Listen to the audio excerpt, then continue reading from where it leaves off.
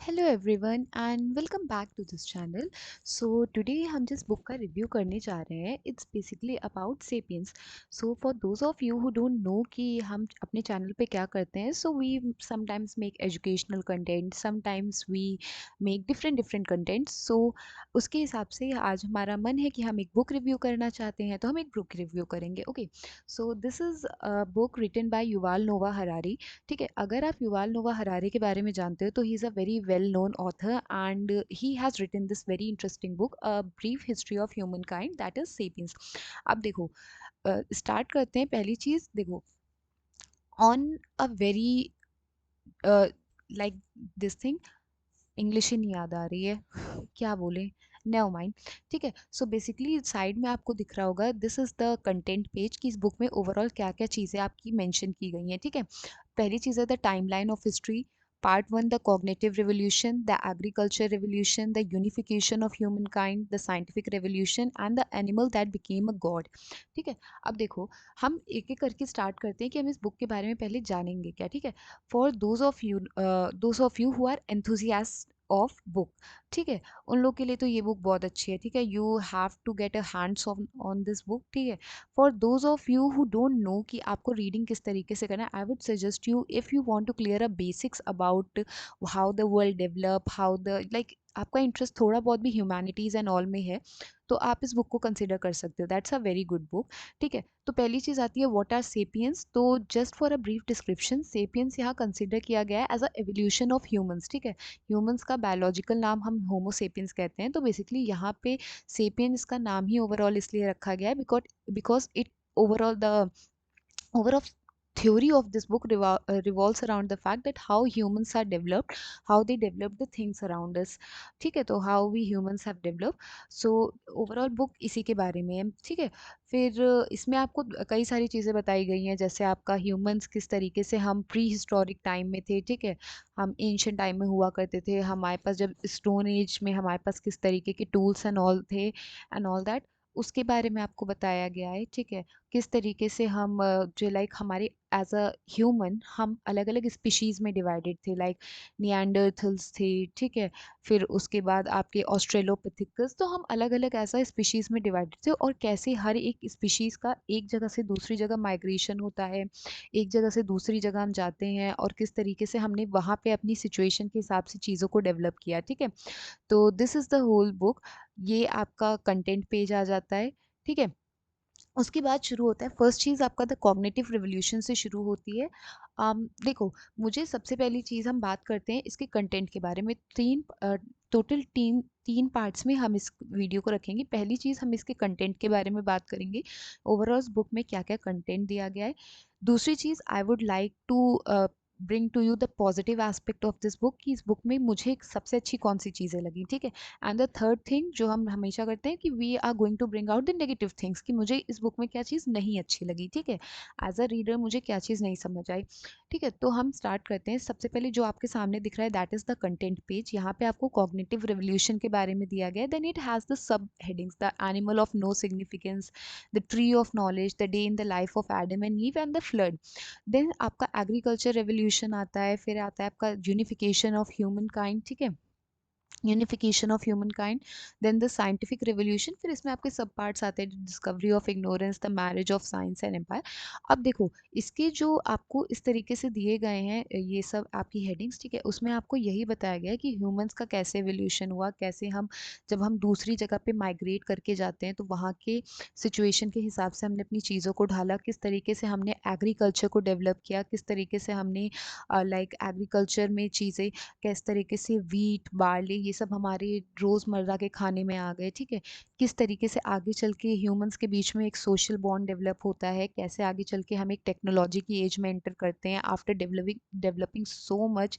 ठीक है, और कैसे आज प्रेजेंट टाइम पे एक इंसान इस तरीके का बन गया है कि हम एक सिंथेसाइज्ड ह्यूमन क्रिएट कर सकते हैं अपने मन से। ठीक है, जो हमारे हिसाब से बोलेगा, हमारे हिसाब से कैरेक्टरिस्टिक्स उसके अंदर होंगी। ठीक है, तो किस तरीके से फ्रॉम अ स्टोन एज हम इतना डेवलप कर गए हैं that we as a human man become god, ठीक है, that is the last heading of this overall book, ठीक है। तो इसमें आपको यही चीज़ बताई गई है, so that is the contents of the book.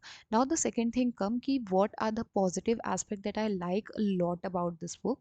So the overall language of this book is very simple, ठीक है। If you are basic reader, ठीक है, अगर आप कभी रीडिंग एंड ऑल में आपका कोई इंटरेस्ट रहा है and you just want to start something to read and you have this interest in humanities and all, then you can consider this book, ठीक है। That is a very nice book. आपकी language बहुत simple है, you can have it. And apart from that, ठीक है, दूसरी चीज़ आती है कि the overall connectivity of this book, ठीक है। इस बुक में जितना भी, जैसे मुझे ये चीज़ बहुत अच्छी लगी कि जैसे आपका एनिमल है, ठीक है, हम क्या करते हैं, हमारा जो जनरल पैटर्न ऑफ स्टडी होता है ह्यूमैनिटीज़ का, हम क्या करते हैं, हर चीज़ को पार्ट पार्ट में करके पढ़ते हैं। आपका एंशिएंट अलग पढ़ लिया, आपका मेडिवल अलग पढ़ लिया, लाइक वो सी इसमें ऑब्वियसली आपका एंशिएंट मेडिवल उस तरीके से नहीं दिया गया है, आपका थोड़ी थोड़ी चीज़ें ही बताई गई हैं एंशिएंट इंडिया के बारे में, किस तरीके से हमने चीज़ों को डेवलप किया, आगे चल के हम टेक्नोलॉजी की एज में पहुंचे। But what the main point I like about this book is कि इसमें कनेक्टिविटी बहुत अच्छी है। लाइक जब भी आप कोई भी टॉपिक पढ़ोगे तो आपको टॉपिक पढ़ने के बाद ऐसा नहीं लगेगा ओ यहाँ से कनेक्टिविटी ख़त्म हो गई। लाइक जैसे फॉर एग्जांपल आपने पढ़ा था एनिमल ऑफ नो सिग्निफिकेंस, उसके बाद आपने दूसरा टॉपिक उठाया the tree of knowledge, both have their things, ठीक है। अगर एनिमल ऑफ नो सिग्निफिकेंस चल रहा है, उसमें आपको बताया गया है कि इंसान किस तरीके से डेवलप करे, so the other topic is completely related to that. किसी भी पॉइंट पे आपको ऐसा नहीं लगेगा कि कनेक्टिविटी ख़त्म हो गई है या मुझे ये चीज़ समझ नहीं आ रही है या आई डोंट नो ये कहानी कहाँ चल रही थी, कहाँ से कहाँ पहुँच गई, ये आपके माइंड में आएगा ही नहीं। You can complete this book with in 5 to 6 hours of a single sitting, ठीक है। That's not a very heavy book, 439 pages की बुक है। if you take like 7, if you are a very slow reader, you would be taking 2 to 3 days to complete this book, but if you are a, like a very ऐसा reader कि मुझे पढ़ना है and you take the book and then you just stood up after completing it, तो then 5 to 6 hours is more than enough, ठीक है। उसके बाद आप आराम से इस बुक को पढ़ सकते हो। तो मुझे पहली चीज़ तो इसकी कनेक्टिविटी, दूसरी चीज़ इसकी language, these are the two things that I love absolutely most.